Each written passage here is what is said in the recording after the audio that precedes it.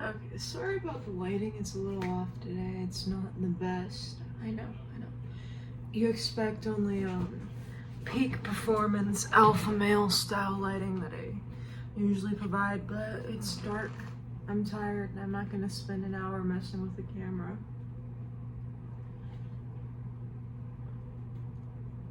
And no more annoying Minecraft chugging sounds when I drink. Okay, so yesterday I did something kind of embarrassing. And I'm not telling you this because it's funny or because you should be laughing at me, but even if testosterone fueled alphas like me can do something embarrassing every once in a while, then it's okay for you to do that too. And that's the kind of positive message, the positive influencing that I want to be spreading on the platform that I have. Buckle up, little children. It's time for a story time. Yesterday in class, we had to do presentations, but the class that I'm doing the presentation in is a more quiet class. So most of the presentations in my class are ones where you're going to be asking people questions and expecting answers. You know, you're like, so how does that make you feel? So what is your opinion on this subject? Why exactly do you think the person did this when writing this or doing that, you know? And you expect people to raise their hand and answer, except I'm in a very quiet class, and so I tried to do my presentation. I got up there, and I could feel my heart beating in my chest. Like maybe I ate too much manwich for breakfast, and I could feel that grease just bubbling up my esophagus, just...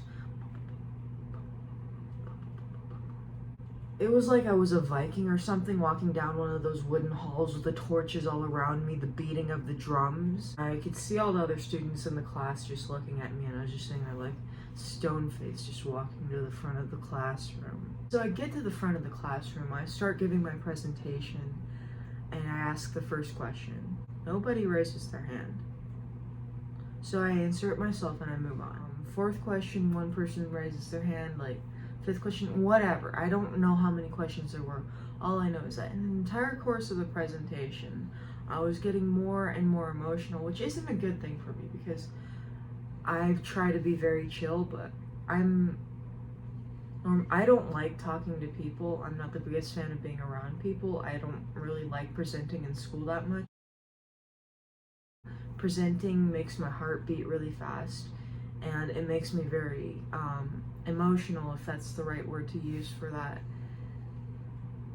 even though I'm usually a very quiet person. So anyways, I'm giving my presentation, and I'm getting frustrated because nobody's raising their hands. I feel like I'm bombing, I feel like I'm choking, I feel like I'm going up on stage and I'm just sweating,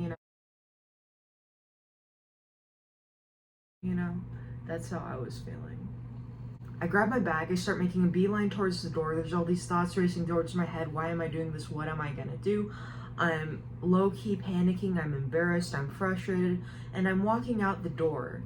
I wasn't being entertaining enough or asking good enough questions for people to answer. When I get out of the classroom, I just book it. I run down the 3 flights of stairs, across campus, to my car, get in, and leave. I wasn't leaving early, you know. My presentation was the last one in the class period, and it went a little over the end of class time. Maybe people were just tired of it, maybe they just wanted to get out of class. I don't know. I just got embarrassed, booked it, ran out of class, went straight to my car. And that was really embarrassing, so that's my story. And if you want to see my presentation, I guess I'll do that now. So, I don't know whether or not the Daniel in this poem is Daniel Taylor.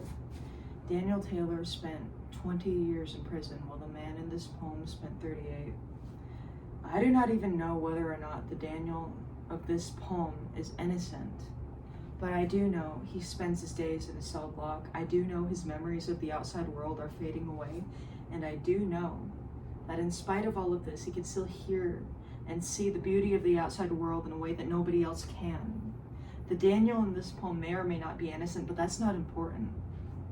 That does not matter. This is not a poem reaching out with open palms, vouching out for the innocent. This is not a poem reaching into its pocket and grabbing its flashlight to shine upon the injustices and brokenness of the system. This poem is not a poem that turns a man into an example or statistics. This is a poem that turns a man into a man. This poem does not show who Daniel is, but what. Because Daniel is a person. Though incarcerated and left to fade for many years, he has not lost his sight. He has not gone blind. He has not gone deaf to the beauty and the music we take for granted in our everyday life. Though the workings of our complicated world are fading away with him, he can still see the simplicity. He can still imagine the passings of the seasons 4 times a year, every year, as he sits in that cell block. He can still hear the leaves. He can still hear them fall from the branches, hit the ground, and turn to dust throughout the years. He is a man. He is a man that can see.